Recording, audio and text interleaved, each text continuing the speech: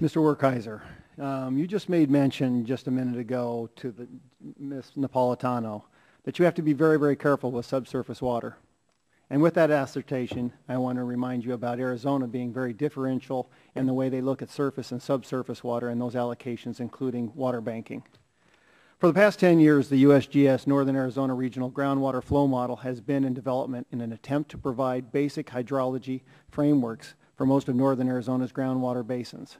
As you know, rural communities are almost all totally dependent on groundwater, so Prescott, Prescott Valley, and other municipalities are vitally interested into that USGS report. Late last year, the hydrology staff of the city of Prescott, the town of Prescott Valley, and the officials at Arizona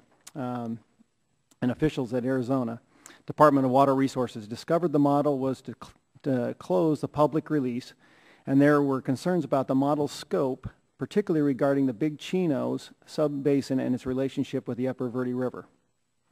The concerned parties expressed concern to the USGS Arizona Water Scientific Center officials about the model scope, potential for misuse, and have advised USGS on steps that could have been taken to rectify concerns about the report's content. Despite these concerns, the officials defended USGS's technical review process and have continued to take steps towards.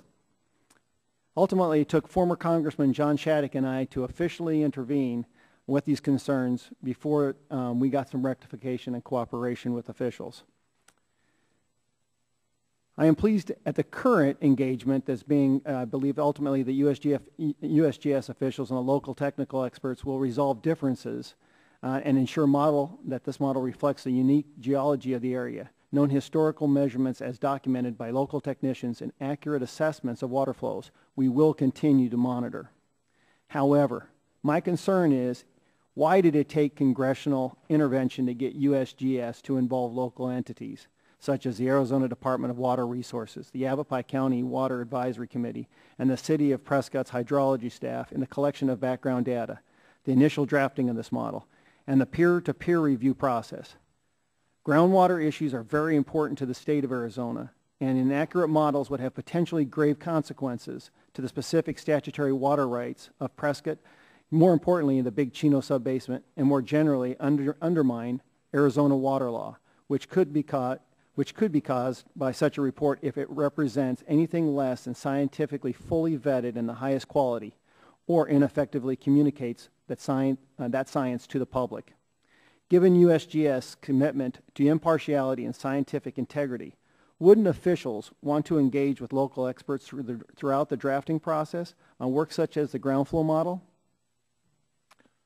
Yes, I am familiar with the issue at hand and understand the concerns. And I guess what I would say is that we did look at the technical concerns, and we do have a provision in our peer review and scientific integrity policy to allow agencies who might be affected by the results to have a courtesy copy of the report, and that's what happened in this case.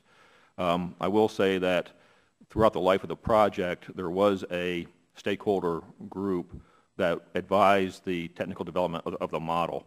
Now, I don't think Prescott was always involved in that group, and that was probably an error on our part. So, you know, our takeaway message is to make sure we have everybody at the table as we develop these models, and an invitation isn't sufficient. Everybody's busy, and we need to make sure they engage in a very appropriate way. I want to remind you of the implications of those types of that data and that information. Mr. Connerwell, I got a brief minute. In regards to the chairman's comments about Glen Canyon Dam's release, there's information being released through media that some of those releases to actually benefit the humpback chub actually were detrimental to the humpback chub and actually increased its numbers of trout, which actually eat the humpback chub.